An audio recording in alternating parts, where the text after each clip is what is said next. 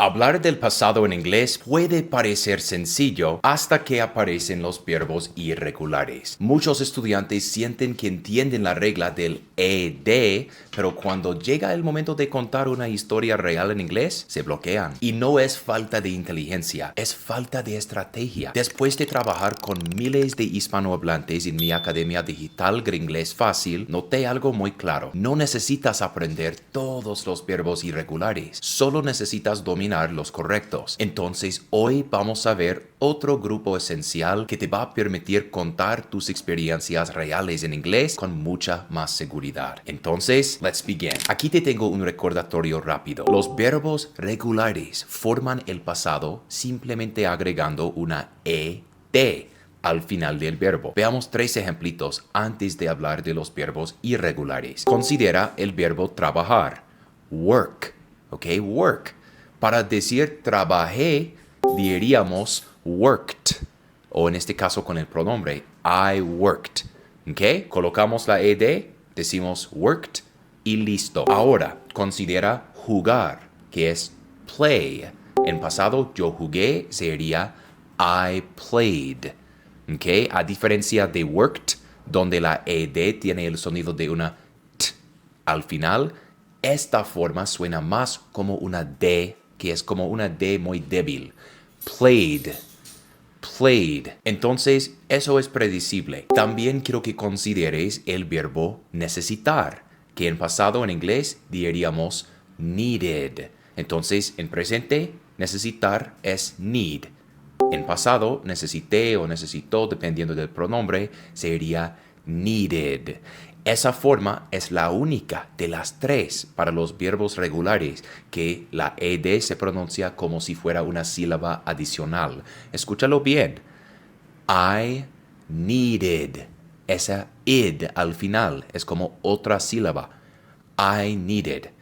Entonces, habiendo dicho esto, quiero que sepas que el problema es que en conversaciones reales, los verbos comunes suelen ser verbos irregulares y esos no siguen ninguna regla fija. Nada de lo que te acabo de enseñar se aplica a los verbos irregulares, solo a los verbos regulares. La forma para los verbos irregulares cambia completamente. Pero aquí está la buena noticia. Muchos de ellos siguen patrones similares y cuando empiezas a notar esos patrones, todo se vuelve más fácil. Vamos a conocer los top 11 verbos irregulares en pasado en inglés, comenzando con correr, que es run o con el to antes en su forma infinitiva. To run. Si tú quisieras decir yo corrí, dirías ran. No dirías I runned o algo así. Si intentaras seguir la regla de los verbos regulares, intentarías añadir una ed al final de run, el verbo base, y te equivocarías. Entonces, en pasado, run se vuelve ran. Y claro, este verbo es súper común para deportes, ejercicio y situaciones rápidas. Por ejemplo, corrí 5 millas ayer. I ran 5 miles yesterday. I ran 5 miles yesterday. O ella corrió para alcanzar el autobús. She ran to catch the bus. She ran to catch the bus. Entonces escucha la pronunciación muy atentamente. Run en presente. Run. En pasado, ran. Ran. Muy bien, no olvides darle like a este video ahora mismo, por favor, no esperes. Así puede llegarle a más hispanos que quieran aprender inglés. Mientras te tomas un segundito para darle like y suscribirte a mi canal para que mis videos te lleguen automáticamente todas las semanas, te voy a presentar el segundo verbo, que es escribir. En inglés decimos to write. To write.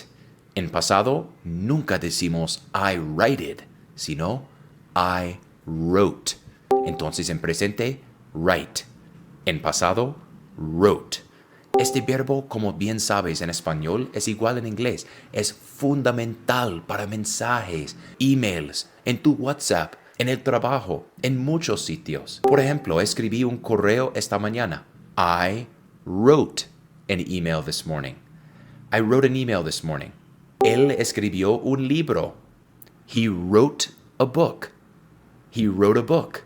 Entonces, to write es muy común. Entonces, debes saber cómo decir wrote. Número 3. Leer. En inglés decimos read o to read. Con este verbo en pasado decimos read. Red, como si fuera el color. Pero como vas a notar aquí, el deletreo es exactamente igual. No es un error, ¿ok? Entonces se escribe exactamente igual en pasado que en presente, pero cambia la pronunciación. Por ejemplo, leí ese artículo ayer. I read that article yesterday. I read that article yesterday. Quiero que te fijes por un momento en el contexto de la oración, porque mis estudiantes muchas veces me preguntan, oye, profe, si ambos tienen el mismo deletreo, ¿cómo es que voy a saber que hablas del presente o del pasado? Y esa es una muy buena pregunta. No vas a saber eso, a menos que haya contexto en la oración o el ejemplo que leas. Entonces, en este contexto, ¿cuál sería la pista que nos permite saber que estamos hablando del pasado? ¿Ok? Te doy 2 segunditos. ¿Cuál es? Dice yesterday. Ayer, entonces claramente hablamos del pasado. Sin embargo, ya que el deletreo es igual y todo depende del contexto, si le quitamos yesterday de la oración y solo dejamos I read that article, puede que estemos hablando del pasado o puede que estemos hablando del presente. Pero sin el yesterday, lo normal sería asumir que se habla del presente. Y si ese es el caso, dirías I read that article. I read that article. Entonces, sin el contexto es imposible saber. Y esto no solamente se aplica a este verbo to read, sino a cualquier verbo irregular que tenga el mismo deletreo en pasado que en presente. ¿Vale? Veamos otro ejemplito. Mira. She read the instructions carefully. Ella leyó las instrucciones cuidadosamente. She read the instructions carefully. ¿Ok? En presente, read. En pasado, red, como el color. Siempre intenta recordarlo así. La misma pronunciación que tiene el color rojo, red, en pasado, pero se escribe R-E-A-D. ¿Ok? Conozcamos el cuarto, que es hablar. En inglés, para decir hablar, decimos to speak. Ahora bien, en pasado, nunca digas I speaked o algo así. Sería spoke. I spoke. Yo hablé. I spoke. Entonces practica conmigo. Primero en presente. Speak. Muy bien. Ahora en pasado. Spoke. Excelente. Este verbo es muy utilizado en contextos profesionales y sociales. Por ejemplo, hablé con mi jefe. I spoke to my boss. I spoke to my boss. Otro ejemplo. Hablamos sobre el proyecto. We spoke about the project. We spoke about the project. Number 5. Decir o contar, pero en inglés. Y en inglés decimos to tell. Y en pasado, to tell se vuelve told. ¿Ok? Practica conmigo. En presente, tell. Muy bien. En pasado, told. Excelente. Este verbo, como bien sabes, es muy común en historias y chismes, ¿ok? Por ejemplo, ella me dijo la verdad. She told me the truth. She told me the truth. Él contó una historia graciosa. He told a funny story. He told a funny story.